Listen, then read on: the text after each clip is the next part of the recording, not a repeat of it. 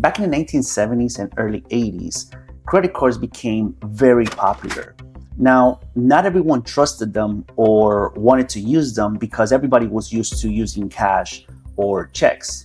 Also, they were not universally accepted yet. So many businesses, especially the small ones, only accepted cash or checks as well. So that kind of limited the ability for consumers to be able to use anything else besides paper, pretty much. And then there were the safety concerns, right? So fraud protection was less sophisticated. And because of that, a lot of people feared that they could either be overcharged or scammed. Now, this happens nowadays, and yet we still use credit cards. Now, does all of this sound familiar? Of course it does. The same rhetoric is happening with cryptocurrency. See, today, many people avoid understanding the technology because it's just too complex. See, you have to have a mind shift between the physical to a digital form of value, which is why you got to watch my videos, because this is where I explain blockchain technology in a very simple way. Then there's also regulatory uncertainty. See, governments worldwide are currently grappling with how to regulate crypto more effectively, or trying to come up with policies that could help build trust and increase adoption, just as it did for credit cards, pretty much. And clearly, we are on our path. See, times are different. And with the new presidency, we're going to have 257 House representatives who are pro-crypto and 16 US House Senate who are also pro-crypto versus 12 who are anti-crypto. Moreover, the president has elected a few potential candidates that can replace Gary Gensler, who was the former SEC chair and just presented the letter of resignation a couple of days ago. And between these candidates, we have Paul Atkins, who was a former commissioner of the SEC and has been advocating for crypto for quite some time already. We have Daniel Gallagher, who's the Robinhood chief legal officer. We also have Hester Peirce, known as Crypto Mom in Wall Street. And last but not least, we have Brian Brooks. Now, I do want to talk a little bit about Brian Brooks, because not only was he the CEO of Binance and former executive at Coinbase, but he has a very strong pro-crypto track record, and he's been advocating for banks to hold crypto assets and enabling financial firms to validate blockchain transactions.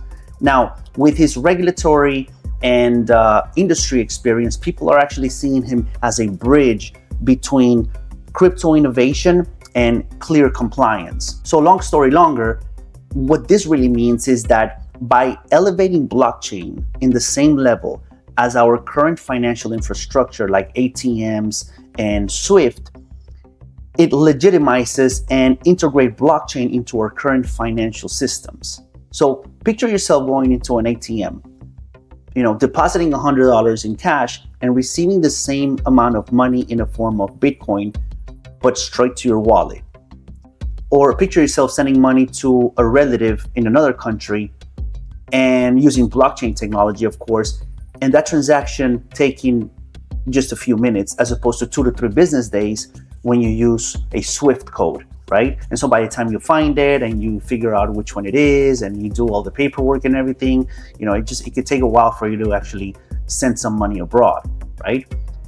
So we also have other key players that are surrounding the Trump administration, right? We have Vice President J.D. Vance, who currently holds Bitcoin. We have RFK, who is all in on Bitcoin. Elon Musk, who clearly has invested billions of dollars in cryptocurrency via Tesla. And we have Vivek Ramaswamy, who accepted Bitcoin during his former presidential campaign. Now, with this crypto armada that Donald Trump is building, pretty much, it attracts foreign investment, right? More institutions are starting to invest a lot more, and other countries as well. And it's because they're starting to see the potential of policies becoming more and more flexible as time goes by. So we have countries like Hong Kong, Australia, Canada, who have invested millions of dollars in crypto lately.